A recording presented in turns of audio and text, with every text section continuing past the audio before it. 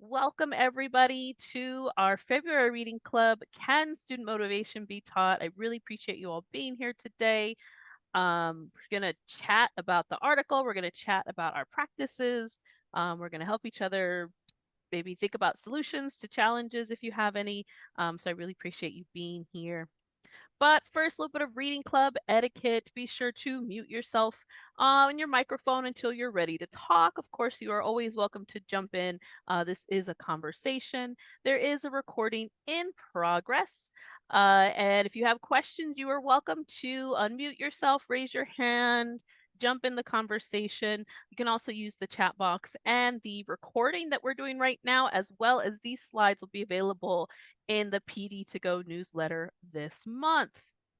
Now, as you may or may not know, these sessions are part of our ongoing effort from the Light Center to share articles, insights, apps, tools, resources in this series as part of our 2025 professional development initiatives. Please do complete that survey. I'm going to pop that in there. Your feedback is absolutely invaluable to us, and your engagement with the session and that survey is always appreciated. Let's talk about the article. Put a little bit of the summary together. Let me find the article here. Actually, I'll pop that article in the chat for anybody who doesn't have it handy here. Oh, where did it go? I have the actual PDF instead of the link. I know a couple of people messaged me asking about the link. So I like a nice PDF. Let's hope it goes in there. All right, well, that's loading up. So it's interesting in terms of the article. If you didn't get a chance to read it, we could certainly, or you could certainly go back and look at it later. Essentially, these researchers were taking a few frameworks around motivation and did a small study at their university. And we'll talk about the results in just a minute. Mainly, they were trying to look at motivation in education using the music model, which we'll talk a little bit about. I have some resources for that model. It is not one that I think we've really talked about at Westcliff before. Maybe you have heard of it. They also looked at Hattie's visible learning and care theory, which is kind of this idea, from what I gathered, that student-centered teaching involves strong relationships between students and faculty. You could certainly let me know. It was a smaller study, as many of these studies in higher ed tend to be. I'm noticing a theme here. About 315 students, 30 faculty members, and they were asked to complete pre and post session surveys. So beginning of the term, end of the term, and sharing their insights. And what they found was that care actually drives motivation. Students feeling that their faculty care about them, faculty being able to show that in the classroom in a variety of ways, which we'll talk about. There was also this perception gap of usefulness. So there was a lot of activities and things that students felt that faculty rated higher in terms of the coursework being valuable and useful, that students didn't perceive it as high, which was very interesting because it was a suggestion kind of needing that real world connection that we often talk about here at Westcliff as well. Another theme that popped up was empowerment and success matter. Kind of goes hand in hand with the idea of self-efficacy, students feeling like they have some power in their coursework, and then interest needing to be sustained as well. That great kickoff engagement that a lot of times faculty have at the start of the term, and then the way it kind of tends to fade over time. But how do we keep up that long-term interest throughout the course? And, we do have shorter courses here at Westcliff, so maybe it's a little bit easier. But sometimes we notice that, we have that great excitement at the start of the term from both faculty and students. And then by the end of the term, it kind of wanes. And finally, bridging the gap, being able to connect student feedback, real world experiences, the relationships that we're building in the classroom, and how those enhance motivation.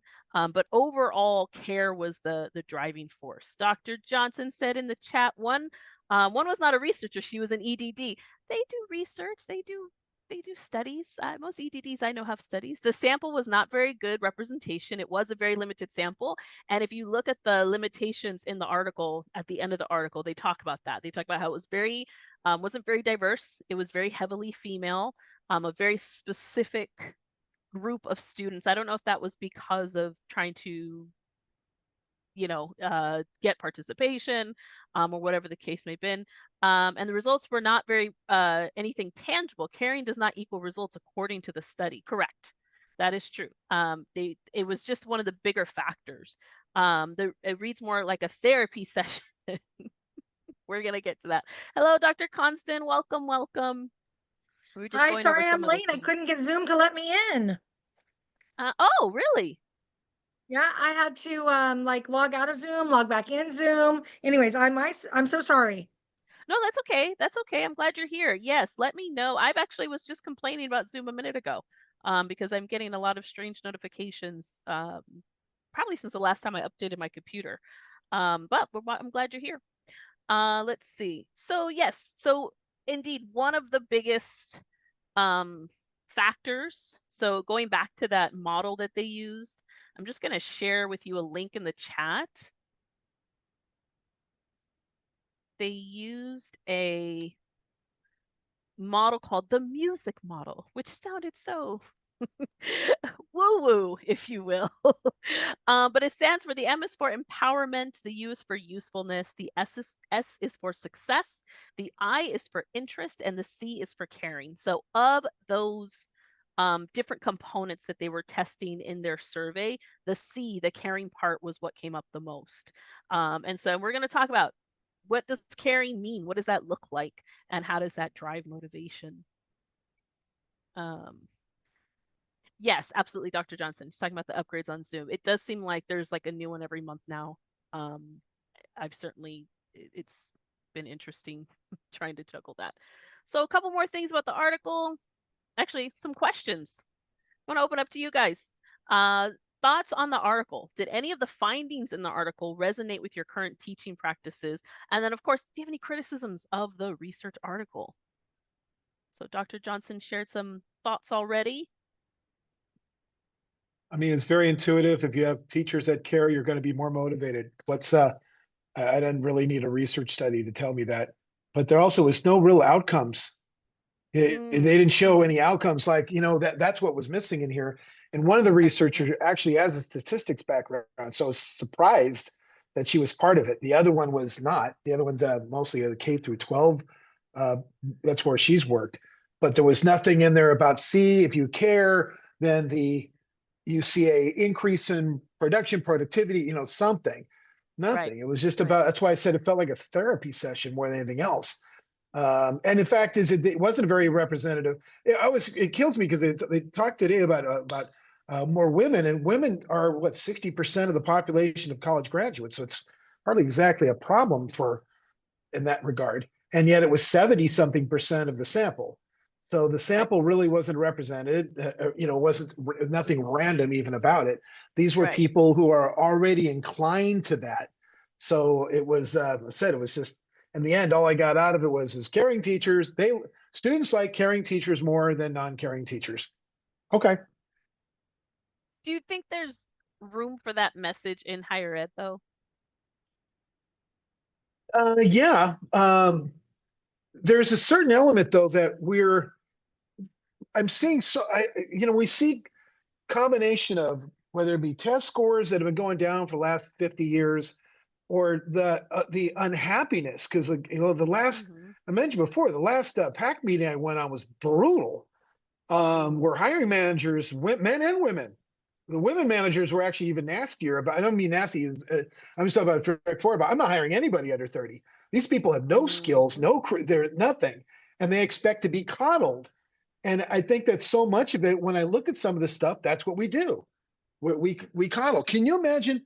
I'm not sure if I shared this experience with you before, but when I was in college, when a freshman back when dinosaurs were on the earth, and my first day, I had 150 pages in one class, 120 pages in another, 170 pages that you had to do all this reading in the first day.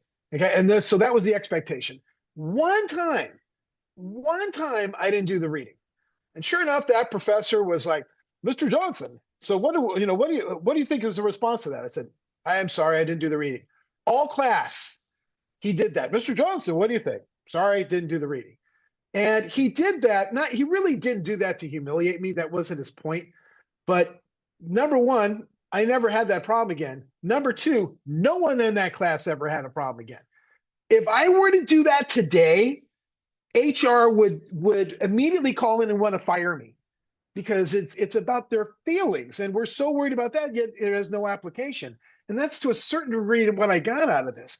Obviously, caring, people going into the teaching profession, not because of, I know Dr. Constant went in because it's big bucks. That's what she thought.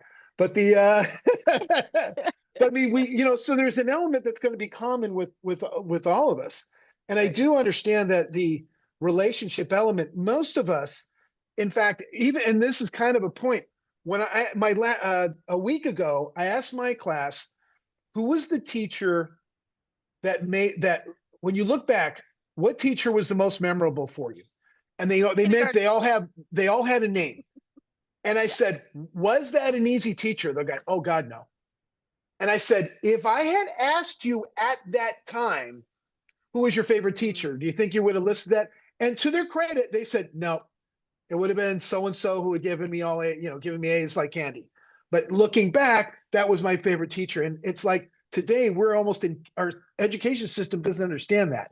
We're incapable of understanding, just like a parent, we say no because we do care about the students. We have to have boundaries, which helps them grow up. But instead, we just seem to be coddling to them. And I'm reading this going, again, I didn't see any results. I just felt better. So what does that mean? What is that? So you felt better, and there's a certain degree of so what. I didn't even see the purpose of the study at the end because I was looking for something tangible when you do this, these actions produce these results, and I didn't get, there wasn't any. Do you think, and I'm throwing this out to everybody because these are such good like talking points. One of the things that um we're having more conversations around is the need for soft skills in higher ed and the need for soft skills in the job, like motivation, like care and concern, like connection, right? Those people skills.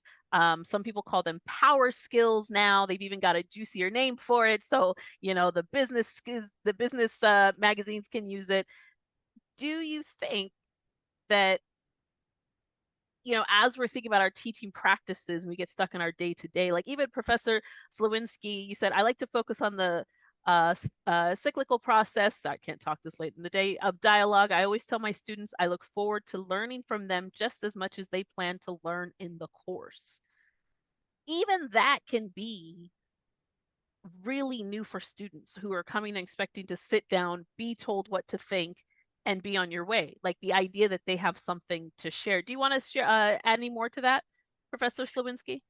Sure. I just think we teach, non-traditional students a lot now. I mean, I Mhm. used to teach an entry point course years ago, and we would get a lot of, at a master's level, right, in healthcare, we'd get a lot of students who came in with no healthcare experience whatsoever. It was grueling. It was hard.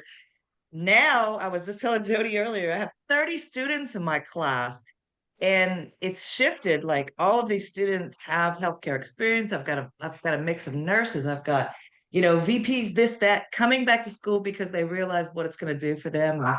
You know, it's such a rich environment because it's so much easier to facilitate that learning process when everybody's coming in with some level of experience that they can, use as you go through the activities and stuff. So that's all. And That was my point on that. Yeah.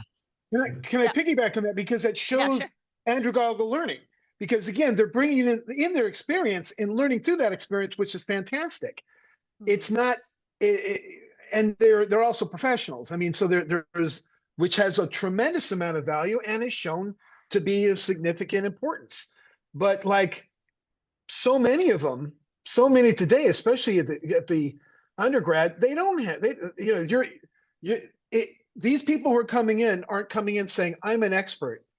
This is my opinion. They understand that They have expertise and they're trying to build on it, as opposed to what so many like these DQs of every week that I get now that they've changed. And again, I teach doctoral level courses here. It's what do you think of this? What's your opinion on this? And it's I not even a supported position. And I always use I use the courts as an example. Like you don't have a lawyer that says, I believe he's innocent. Nobody cares. They care about your supported position. So they're not really learning critical thinking or evidence-based decision type of uh, activities that so many of our DQs are just god awful. They're just terrible. I got one class that they meet in a group and they talk for 10 minutes about their opinions on something. And so they're not, it's just worthless to me. I feel like I'm babysitting more than anything else. Do you guide them to that? Like, how do you do that, especially in your DQs, to say, okay, you have this opinion that's based on their experience, granted, I mean, they have opinions, but they have experiences too. Like, how do you tie it back to the class content? Because that's a little bit of There what is they were nothing, trying to there's nothing there's nothing even post that. There's only limited Mm, comments I can make because you got maybe anywhere from 3 to 7 people in a group. And right. it's I guess trying to validate that their opinion matters and understand that in this context, and I'm sure Dr. Sowinski would agree with me, is that they're there to learn, not to just, they're not there to, I'm here to educate the rest of you. I have an opinion on something, and it's a bit, they're, I don't know, I mean, just, it's not working. And we see this over the last 5 decades. Again, it's not getting better. They're not better educated. They're not better at critical thinking. We're not even approaching the types of activities necessary for critical thinking. And that's been the biggest complaint of employers. Again, there's a certain degree. Sometimes I think it's like asking a 17-year-old what they think of their parents. How would they rate their parents, and how should they parent differently? There's a certain degree of that's kind of like what it's like Well, today. doesn't sound like Haha. they have those conversations. How can I be a better mom to you? How can I be a better dad to you? I think, I mean, yeah, go ahead. Sorry, Professor Slowinski, you unmuted. So did Dr. Constant. Well, I was just gonna say back to David that I don't think it's so much about their opinions, but their experience, right? Everybody has experience, and one of the things that I know when I went to school and worked at the same time is you might be learning these theories in class that are, oh, they sound so perfect and stuff, but then when you bring those theories to the workplace, nothing is actually the way it Yeah. seems, right? It's like it's very different in reality. But when you're working with students who don't have that even level of experience to be able to relate what they're learning, into the workplace and how it actually functions, it's not as pretty and neat as you think it's going to be. And I was just going to sit in here and listen, but you got me all talking now, David. I think that's what's important, right? I think Yeah. that's what motivates students is they don't have all the answers, but they have their own experience, and just even be able to connect with the other students in the class, right, who made the same decision to come back at whatever point in their career. And I realize it's different depending on what level you teach, right? I teach Sure. masters, and Sure. undergrad is a very different animal, but even now today, you might have an 80-year-old coming back to get a bachelor's degree, right? And Well, that life experience people can learn from. Could be I very teach at the valuable. doctoral level. Yeah. So again, that's what's even more disturbing is that Well, I think I was so gonna say that's what makes it harder, right? You're we're not expecting more even, critical yeah, thinking. Yeah. I'm Yeah. expecting them to use to learn through their experience, not Hmm. not asking opinions. And that's what many of these things are. They're asking their opinions on things. And I don't care. In the end, we're not helping them. In the end, they're I not hear you. graduating with skills. And that's what these packs are. These packs Mhm. talk about they don't have any skills. They have Yeah. less emotional intelligence than ever before. They can't write. They can't do presentations. Their group work's terrible. They're in, and then the whole. I mean, they got people coming to job interviews bringing their mothers, in the interview. Uh, yeah, that's why I it's have friends who work in we got to recruiting. do I've better. heard all the stories. Yeah. Yeah, Yeah. we got to Absolutely. do better than that Yeah. for them. sometimes it's even in spite of them. That's why, again, parents do what they do. We got to say no. We got to, did you do this? Did you get this done? Whatever. We're not there to be. Parents do their parents parent because they love their kids, not to be liked by their kids. They come around later on in their appreciation after the fact, not during the fact. Dr. Constant, what were you going to add? Well, so, in regards to the article, like Dr. Johnson was saying, oftentimes when it comes to caring, especially when we compare that to education, we get a lot of qualitative researchers, lots of qualitative about how it feels. Like my master's thesis was a case study on this very thing. And I can tell you from my case study, absolutely one caring teacher meant a huge difference to a student who was not successful and became very successful because of it. Like, so we've got a lot of qualitative, but there are some quantitative things out there. So if you look at the research of Rita Pearson and Ruby Payne, you will find that one caring teacher creates 7 times more likelihood of success. So there is some quantitative information out there about it. But I'm coming to learn through my experience, and I agree with Dr. Johnson. I'm now for the first time teaching doctoral students, and I have a very high expectation. I work in a PLC of other doctoral professors, and I know that I'm harder than a couple of the other professors in my PLC. And I'm shocked by the lack of motivation of these doctoral students. I'm shocked by what does motivate them, which is not necessarily class. And I find that I care more about them and their grade and their success than they do. Yikes.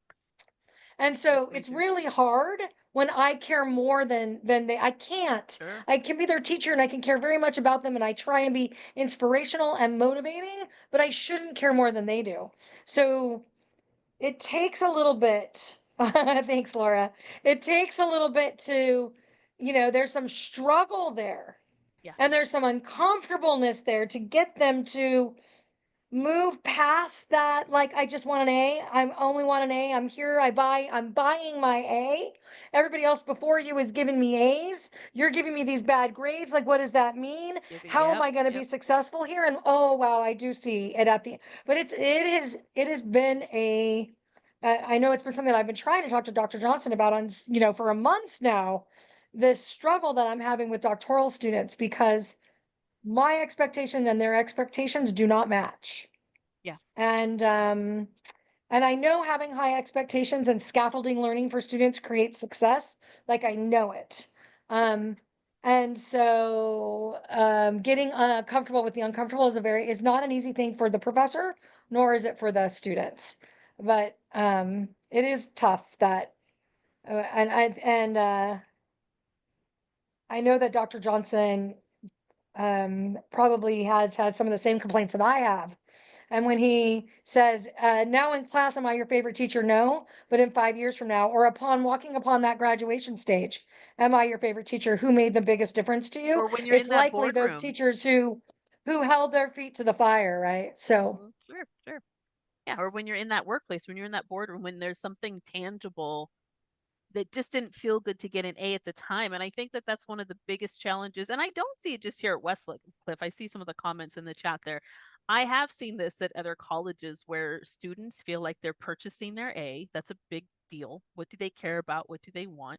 And please do, chime in and let me know. I wanted to pop up the other points on this slide so we could move on to the next slide because we're tapping into some of what's there. But yes, what have you read and learned about student motivation in the past? Where did you learn it from? Dr. Constant mentioned some great researchers. I just took their name down. And great point also about the qualitative study, the qualitative aspect of this type of study. And then more, just, shameless plug, haha. We are going to be looking at soft skills, power skills. If I believe I have to start calling them power skills. Oh my goodness. Power skills as part of one of our first micro credential badges in Acorn. And the first class is actually going to be on motivation. It's an e-learning course. Should be there hopefully beginning of March. If I get it edited. So yes, thinking about your experiences, and this couple of you tapped into this already. What do you care about in your classes versus what do your students care about? And then how do you demonstrate your care in teaching? What are some ways that you communicate? And this is kind of the other piece of that, that real world relevance of your course content. Do students understand that what they're doing in your class, it's not just about getting the A. We know the degree is important. We know the credential is important. We know for some of our students, as we've talked about very openly, being enrolled in college is important. But thinking about how do we, make those connections, and then how do you provide students with opportunities for autonomy and success in your courses? And this is something that we do run into a lot at Westcliff because um, our faculty our classes are built, right? Our classes are structured, and faculty can add resources and information, but you cannot change assignments. And then finally, and we've already started some of this conversation as well, what are some challenges and obstacles to showing care, to showing concern, to making those real world connections? We talk about lack of critical thinking, the idea that opinions, individual opinions not backed by research are, the top I don't know, highly the only thing that's valued in the class. And then even the challenges when you give autonomy to students. Sometimes students, you tell them, okay, get into a discussion in a group and assign roles, and students don't want to do that. And how have you overcome some of these challenges? Okay. Oh, no problem, Dr. Constant. Yes, I do. Sometimes my internet cuts out, so that's not a problem. Turning off your camera there. Okay, I'm losing the chat here.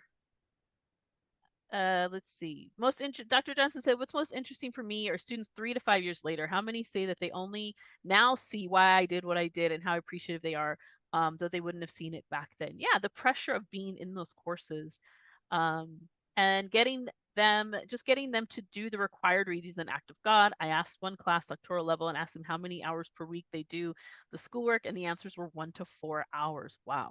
There were a few that said 10 to 20 hours, and no shock, they were the A students. Yeah, why do you think that is, that our students sometimes don't make the connection between They don't care. preparation and grades? They don't care. I mean, I had one student, I'll never forget. I said, so what are you going to do with your doctorate? Motivation. He says, I'm going to take my my diploma, fold it up twice, and put it under my table so it's level. Literally what he said. If it wasn't for the visa, they wouldn't be here, and they made that very clear. Yeah. So, again, it's incumbent on us. I mean, there's a certain degree that, making yourselves available. The ones that Mm-hmm. I can tell, because I make myself available if I'm not in class, I'm not in a meeting, I'm available. And I tell them, for instance, I have students, as we all do, they're all over the planet. So there's times when I got to take a Zoom meeting at 2 a.m. I roll out of bed, throw on a tie-dye shirt, rather have a 10-minute Zoom meeting than 15 emails back and forth. And it's funny because those are the students that, even though it's a 10-minute meeting, there is a connection. Again, you get the one-on-one connection. And I don't know if it's something that can later be mandated, that they have to meet with professors one-on-one, but it changes because, it's interesting because even here, like, I have given nobody permission to ever call me David, and yet people feel entitled to be able to call me by my first name, and I've never given that permission. And it's an interesting phenomenon, and it's mainly because normally small meetings and so forth. In those meetings, just because there's fewer distractions going on, but you're no longer, for instance, you're not Dr. Constant. You're just the person on the other end of the Zoom meeting. And it seems like for me, whenever I've done that, no matter what the students, we're able to connect better. And that helps with motivation. Mm-hmm. Yeah, connection matters. What about you, Professor Bahiri or Professor Slowinski? Any thought? Never heard from Professor Bahiri, so that's why I was Dr. Bahiri. Yes, I'm just, trying to learn what is going on in the American universities because, I have been teaching in Saudi Arabia and Mm. yeah, and the students, they are much motivated and they just, they are very hard to teach because you have to learn too much, to come, to be in their level. because I'm teaching, when in the female side, and now there is a revolution in the women's side, so that's why they are more motivated. But now I think my master degree, I'm teaching online, and they are doing well, and they pursuing the knowledge, and I think they are good.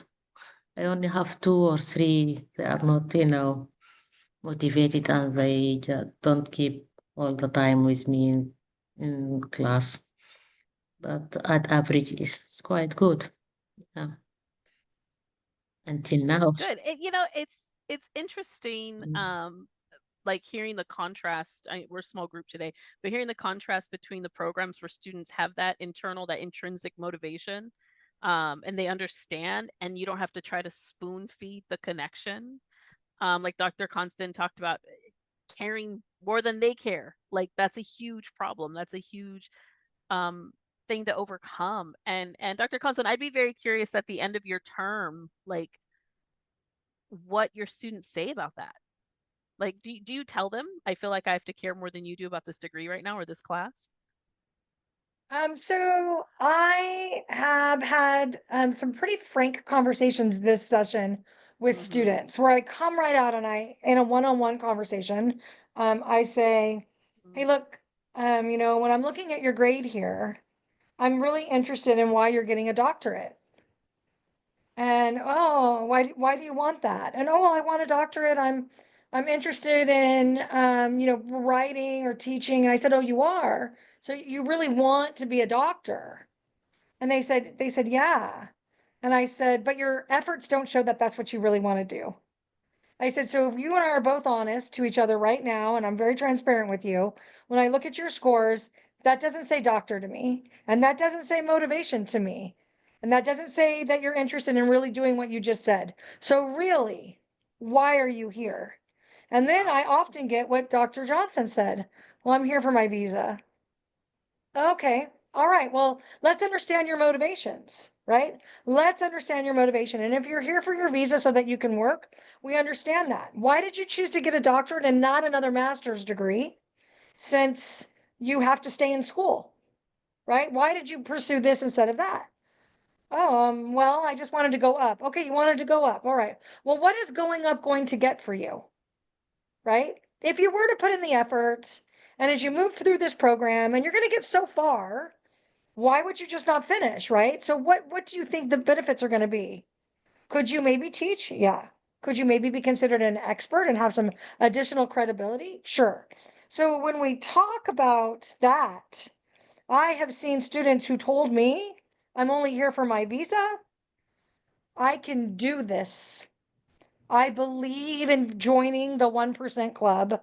I can, put forth more effort. And after I've had that conversation, I've noticed a change in the effort of how they do their work. And, I see them trying to meet a different set of expectations. And then I've had other conversations with students who are very motivated. They want to be a doctor. It's not a visa issue. They want to be a doctor. And they have their own, like, they're very upset because they've been taught to use Grammarly their whole writing careers.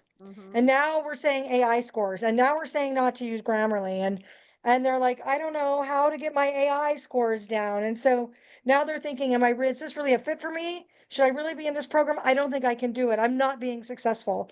And trying to teach people that success isn't about a number, because I get a 95 or a 98 or 100, and we've equated that to an A. We are now measuring our success by that. Maybe we should be measuring our success in different ways.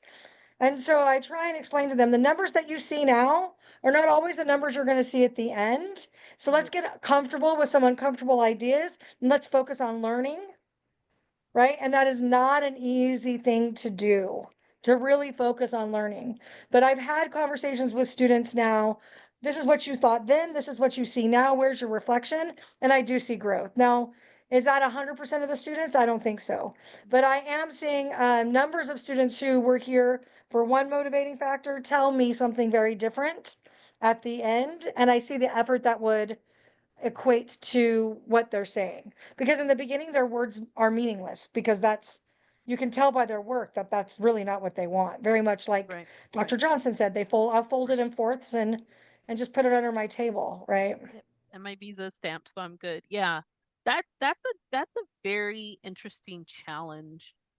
And I have had ongoing conversations with faculty at Westcliff about this because I really don't know. I would love it if we could actually, since you're here, Dr. Constant, try to understand like the percentage of students who that's what they care about. Because even if that's the case, and I compare it to years ago, I was doing some consulting in China, and I worked with students to help them with their test scores and interview prep so they could attend boarding schools and universities in the UK. Don't ask me how I got into it, but that's where my career took me. And I remember sitting down with this one student, and she was just not motivated. She was just not interested in having the conversation about her interview. And of course, the number one question that they always ask, why do you want to come to our boarding school? And she's like, well, just tell me the right answer. What's the right answer so I can, have that script in my mind? And I said, no, the right answer is the truth. And she said, well, the truth is, my parents want me to go to boarding school in the UK so that eventually they can move over to the UK and eventually buy property there. And I was like, okay, we're going to bend that truth. But we're going to work with it. And what she needed to understand was like, even if that's your motivation, even if that's your purpose, one, don't say it in an interview, but two, which is, talk about job interviews as well.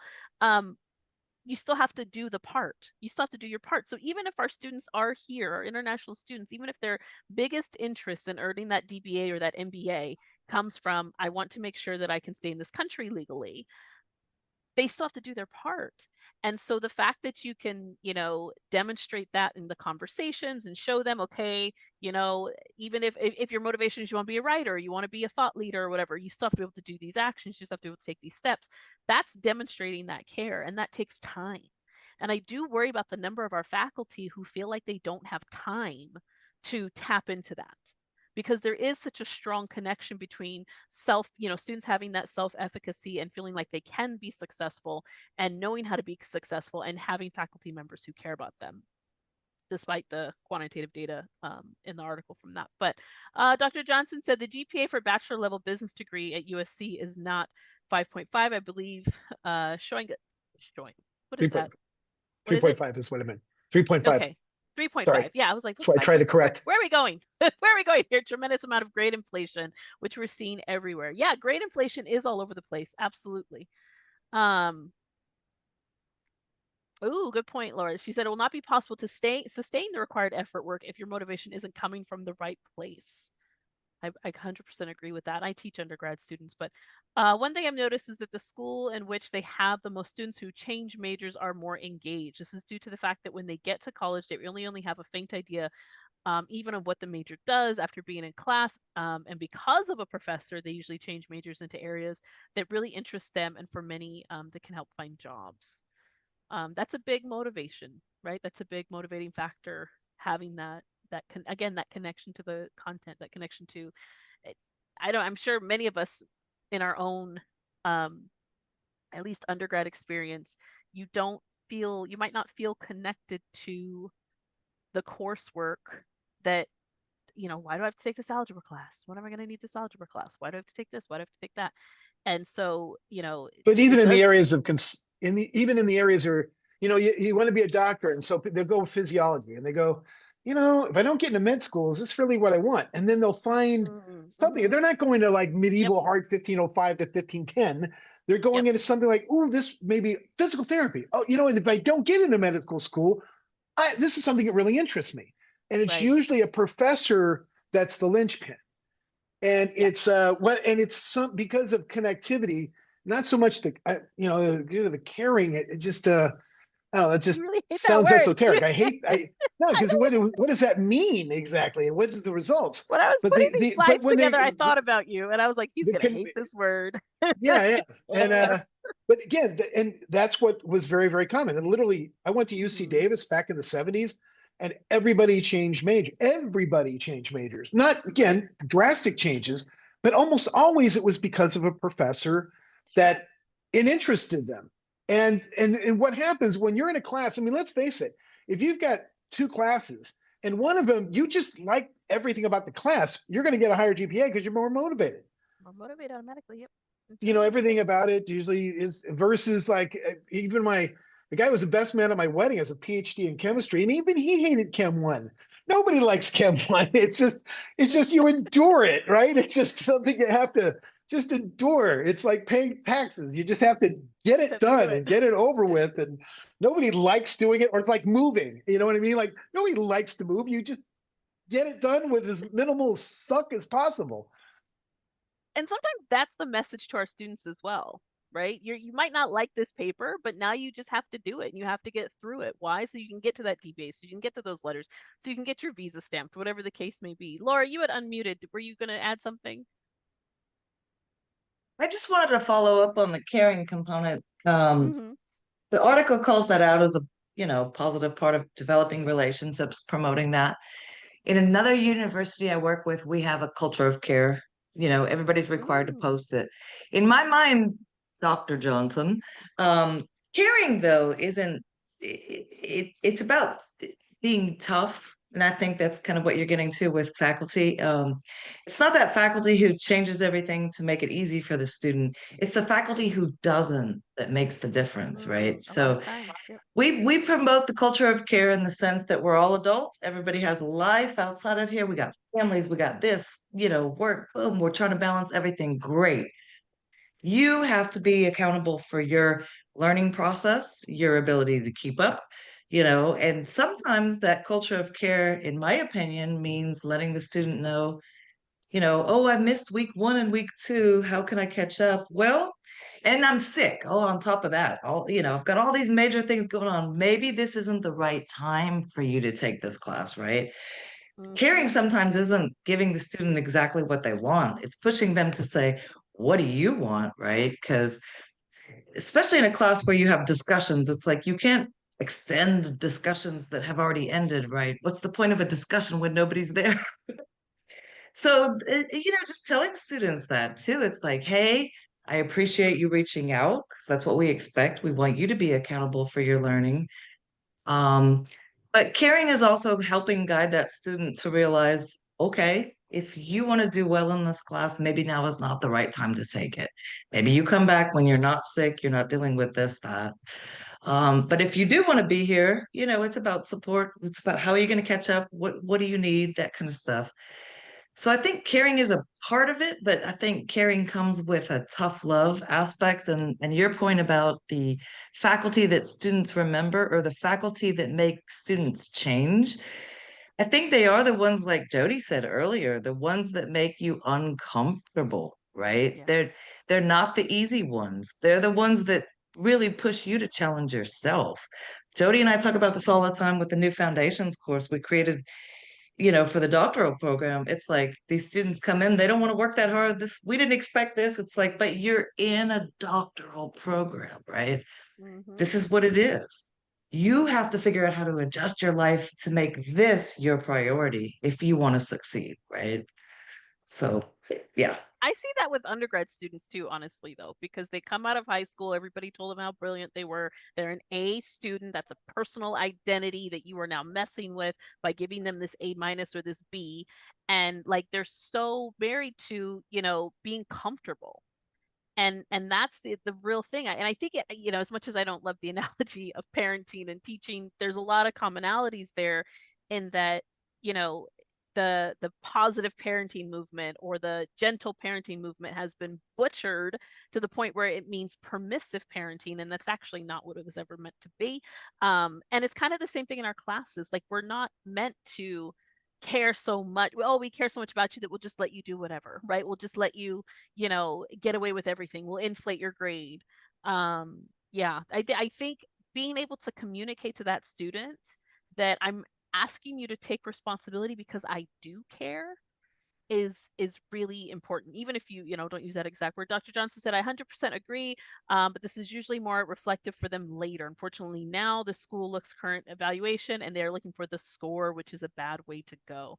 Yeah, I'm still very curious. I was actually after uh what was it, Dr. Johnson, the faculty lounge where evaluations came up, that conversation came up. I'm very curious about that. That's one of the questions I had actually for Dr. Siganoff. How are we using evaluation? I think Dr. Lipo gave a really good explanation in that meeting. It changed different, at least at our level, it changed dramatically this last year because we never talked really that much about student scores or things like that. Because again, Mhm. when in fact, if you've been in teaching for a while, Jody, if you had a teacher that the students gave all fives on every category, what would you suspect is going on? Great inflation. Yeah, Okay. they're doing something. They're doing something to earn it. And I remember when we had a teacher that didn't grade anything for 7 weeks and then nothing, nothing, and then gave 98s, 99s, and 100s outside of the system. And then the students rewarded that person with a score of 4.3 out of scale of 5 on grading on time. So, and the other part is, in all honesty, because of the way in fact, one year at another university, they took the scores and aligned them with the grades, and it pretty much mirrored it. So we have Dr. Constance teaches a class, and she's got 8 5s, and she's got 3 1s, which doesn't even make sense. And you find out, yeah, there was 3 A's in the class and 3 1s in the class. So are we learning anything from these evaluations? No, except that this is what happened at Westwood College. That's why it's out of business. That the message from our administration now is more of a make them happy, where it's more just a business element of it. So I agree completely with Dr. Sawinski, 100%. Everything she said could be put on a poster and right in this faculty in the Jim Lipo Memorial Faculty Lounge here. And I agree with 100%. Please do go to the faculty lounge if you're ever in Irvine. Laura said faculty who do not want to hold a higher bar and enforce rigor find it hard if that is not the expectation across the board. Yeah, and we talk about that a lot. We talk about going in and looking at who did those students have before you? Because students use that line all the time. They say, "Oh, professor, so and so let me do this," and I mean, I've even in teaching, I've caught students in lies because I make friends with colleagues, and then I ask them, "Hey, I had a student who came to me and said this," and they're like, "I've never done that."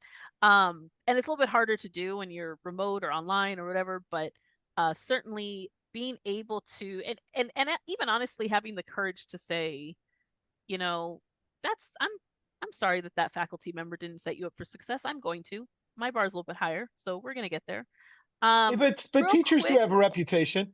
If someone said like Dr. Constant doesn't give me any feedback, first of all, I'd be laughing hysterically, and second of all, I'd be like, "You're such a liar! the Oh my liar. God, you That's said the that with a problem. straight face! Oh my God!" But can we? We know who they are in the university. Let's not kid Yes, ourselves. that's true too. I think that's one of the better things about having like the smaller campuses is you learn who can Well, what the the other thing I practices find are. interesting though about that is that I had a student for 7 weeks. This is true. Yeah. Uh-huh. Never said a word. I left 60 comments on their paper every week, spent more than an hour leaving comment after comment after comment on the paper, little bubbles everywhere. Turn it in, bubble JC, bubble JC, bubble JC. And she finally met with me in week 7 and she said, I don't understand why I'm not improving. And I'm like, well, have you looked at my feedback? She goes, what are you talking about? You haven't left any feedback in 7 weeks. I Oh, said, geez. what are Didn't you know where it was. talking about? And do you know the student didn't know how to look at their feedback and turn it in? Yeah. Now, granted, it's their first class at the university. They went through a new student orientation. Maybe they didn't retain anything, but she literally did not know how to go in to turn it in, click on the paper and see all the bubbles, and was shocked Mm. when we scrolled through and she saw all the bubbles. And so we have students like that. And then I give that same feedback to every student. And I know there's other students who know how to find the feedback and still don't look at it.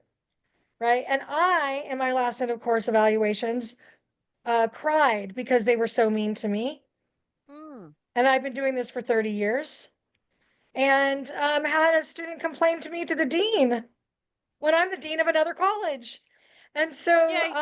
I find it very interesting sometimes this idea of how we hold students to standards, and as Laura said, they worry about their EOCs.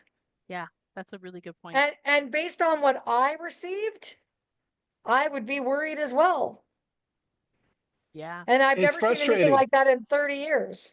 Yeah, it's very, very pretty frustrating wild. because all of a sudden, so again, they're going to motivate us to just give A's like candy and not care because Let's that's the hope that's not direction where that we're we've never been going. in. Because I mean, I That's honestly, it would be But very scary to see that. I really don't I've you been think to that this might be rodeo where great many times inflation though. comes from?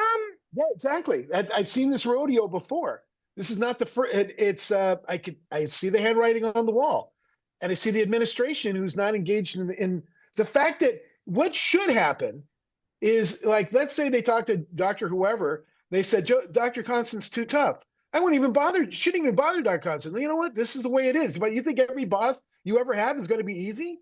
Is there something unfair? Is there that's something I really could yes, address other than they're just too tough? Because if not, yeah, get back to class. We'll have student. My only complaint I got last year was students that were complaining about being too tough, and I always want to go to a different class, and they let them.